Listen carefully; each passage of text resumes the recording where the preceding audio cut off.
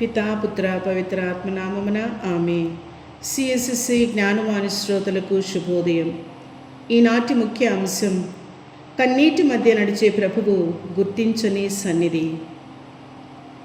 లూకా శుభవార్త 24వ అధ్యాయము 30-31 వచనము. ఆయన రొట్టెని తీసుకుని ఆశీర్వదించి విరిచి వారికి ఇచ్చినప్పుడు వారి కన్నులు తెరవబడ్డవి.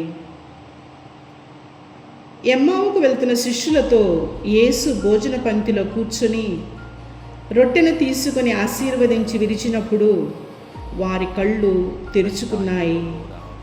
వారు యేసును గుర్తించారు.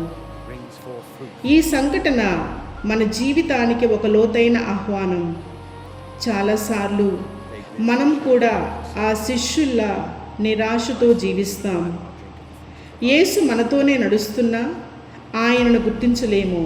కానీ ఆయన మన జీవితంలో ప్రత్యక్షమయ్యే సమయం ఉంటుంది. ప్రత్యేక ప్రార్థనల్లో, వాక్య ధ్యానంలో, పవిత్ర బలిలో ప్రభు యేసు మనతోనే జీవిస్తారు. రొట్టె విరుచుటలో ఆయన్ను గుర్తించారు. ఇది మనకు ఒక గొప్ప బోధ. పవిత్ర బలిలో యేసు తనను మనకు ఇస్తున్నారు. మనం హృదయపూర్వకంగా పాల్గొన్నప్పుడు మన కళ్ళు కూడా తెరుచుకుంటాయి. మరి మన ఆత్మీయ సందేశం, యేసు ఎప్పుడూ మనతోనే ఉన్నాడు. మనం గుర్తించినా గుర్తించకపోయినా మన హృదయం తెరుచుకుంటే ఆయనను పూర్తిగా ఆనందంగా అనుభవించగలం. చిన్న చిన్న సందర్భాల్లో కూడా ప్రార్థన, సేవ, ప్రేమ, ఈ విధంగా యేసు మనకు ప్రత్యక్షమవుతారు. ఒక చిన్న కథను చూసినట్లయితే, ఒక చిన్న బాలుడు ప్రతిరోజు చర్చికి వెళ్ళేవాడు. ఒకరోజు అతను చెప్పాడు, నేను యేసును చూడలేకపోతున్నాను. అప్పుడు గురువు అన్నారు, నీవు ప్రేమతో చేసే ప్రతి మంచి పని అదే యేసుని చూడటం.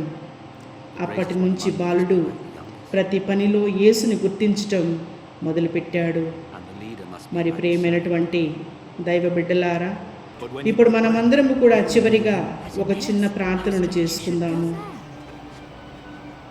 ఉత్థాన ప్రభు అయినటువంటి ఓ యేసుక్రీస్తు ప్రభువా, నీవు నా జీవితంలో ఉన్నావని నేను ఎప్పుడూ గుర్తించలేకపోతున్నాను.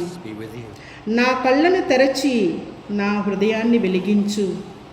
ప్రత్యేకంగా పవిత్ర బలిలో నిన్ను గాఢంగా అనుభవించేందుకు నాకు కృపనిమ్ము. ఆమేన్. పితా పుత్ర పవిత్ర ఆత్మనామమున ఆమేన్.